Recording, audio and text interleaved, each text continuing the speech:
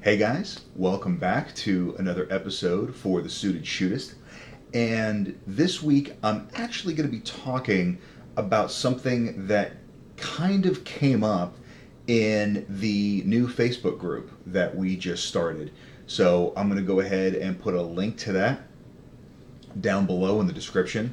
So if you want to go join us there, come check it out. There's some great conversations going already on some of the subject matter that I talk about here. I'm sure you'll find it useful.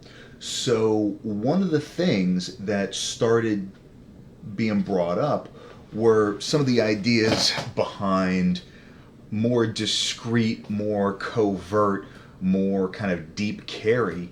And that's a subject that I'm going to dive into kind of on its own, in its own video, because there's a lot about that there's a lot of meat on that bone.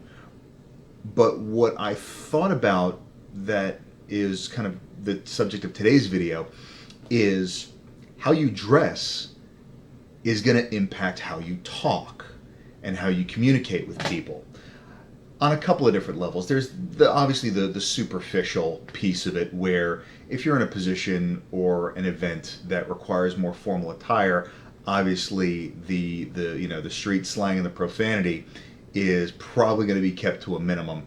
I'm one of those people where I'll be using four-letter words and SAT words in the same sentence most of the time.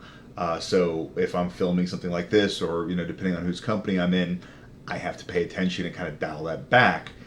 But what I'm talking about here is more so, since the wardrobe to an extent is going to dictate how you're carrying your tools, then that also means that it's going to impact your verbal agility. Because if you had your druthers, and let's say you had the least obstructed carry method out there, arguably that's going to be 3 o'clock outside the waistband, duty style hip holster. You can speed draw that sucker all day long, and so it gives you a fairly good reaction time to something that may come up. Well, when all of a sudden you start adding additional crap that's in the way of getting at your gun, then that means that your awareness and your verbal agility have to be that much better, because you now have to maintain and possibly create the necessary reactionary gap, that opportunity that you can then exploit to bring your tools into play. And so, if we're talking about an untucked shirt, usually from something like this, I've got about a second and a half draw to first shot on target. This is fairly easy, fairly accessible, no big deal. This is typically what I practice from. Now, realistically, this is also my carry method about 80% of the time, so that makes sense. But if all of a sudden we're now talking about a circumstance where the big gun in the appendix holster isn't the option and I have to default to a different carry method, I now have to look at everything that comes into play there. There are some great videos on active self-protection where they kind of highlight some of the surreptitious draws, the sneaky draws, and Jeff Gonzalez has a great piece that he did with Brownells where he kind of talks about it a little bit as well.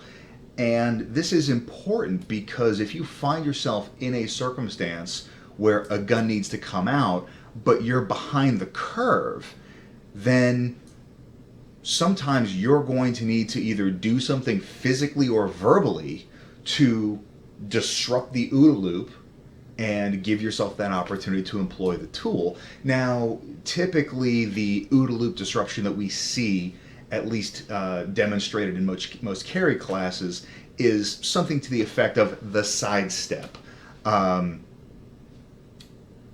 It's supposed to be more representative of something than it is an actual tactic, in my opinion.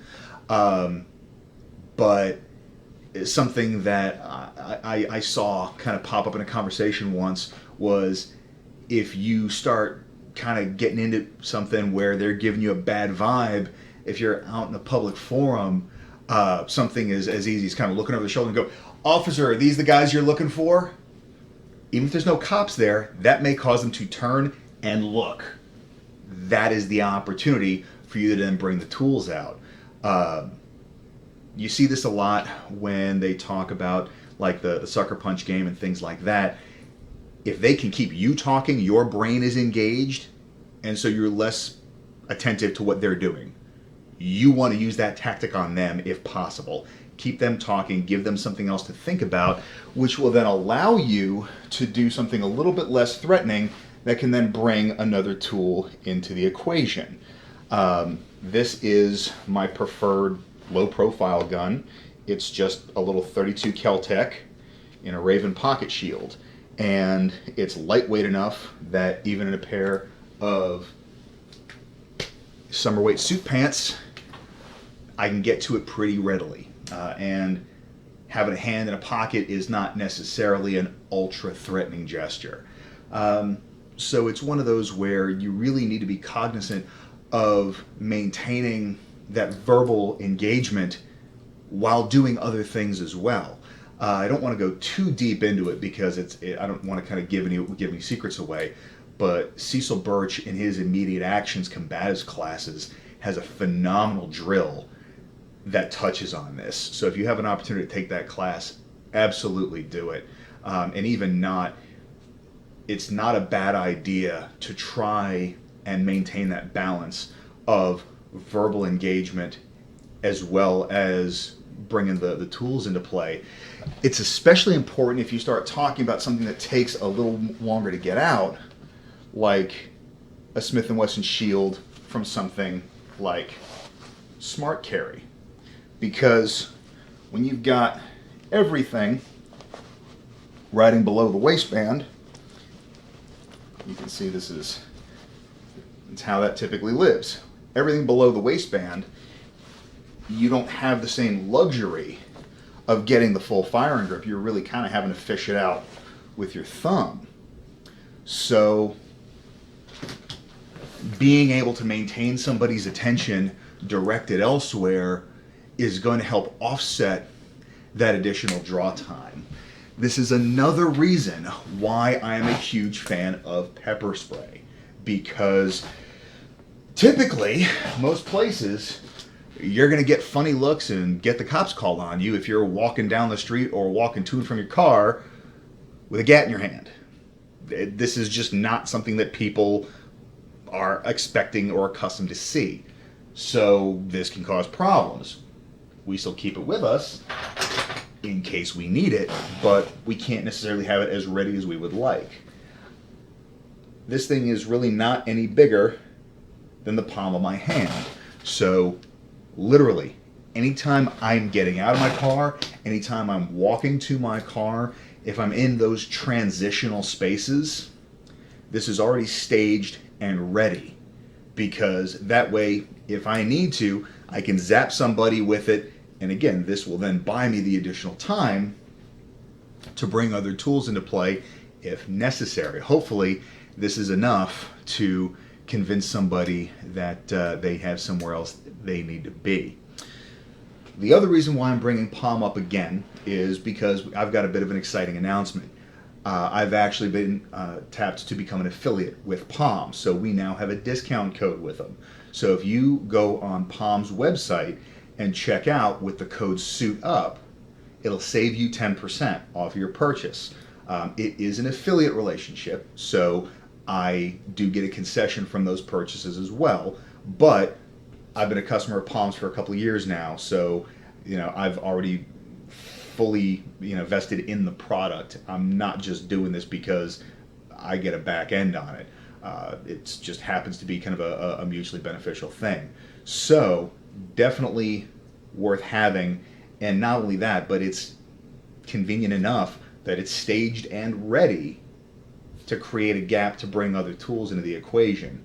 So I did sort of tease a few of the carry options that I'll use from time to time, but again, I'm going to dive into those specifically on its own video. I just wanted to touch on this because I think it's definitely something that needs to be factored in and that not everybody gives enough thought to when it comes to their carry setup. So let me know how this comes into play for you. Is it something you've thought about? Have you configured things in a certain way? If so, let me know in the description. And again, like and subscribe. Really appreciating all that from folks. And I will catch you guys next week. Have a good one.